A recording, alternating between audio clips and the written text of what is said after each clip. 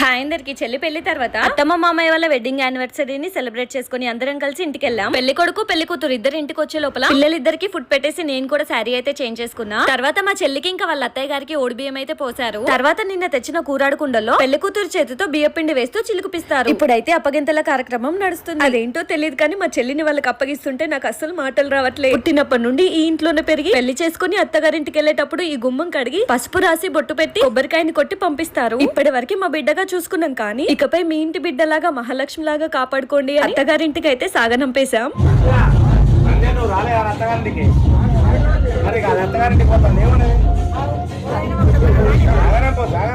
అసలు ఎక్కువగా ఏడవని నేను, కానీ అప్పగింతల టైంలో ఏమైందో తెలియదు కానీ ఫుల్ ఎమోషనల్ అయిపోయినా. నేను ఒక్కదాన్నే కాదు, అక్కడ ఉన్న ప్రతి ఒక్కరు ఎమోషనల్ అయిపోయినారు చాలా. నేనైతే ఫస్ట్ టైం అనుకుంటా చెల్లిని సాగనంపిన తర్వాత ఒకవైపు డీజే దగ్గర అందరూ కలిసి డాన్స్ చేస్తుంటే నేను మాత్రం పక్కకి వెళ్ళిపోయినా. చాలా ఏడుపుస్తుంది. తర్వాత ఏం జరిగింది నెక్స్ట్ వీడియోలో చెప్తా.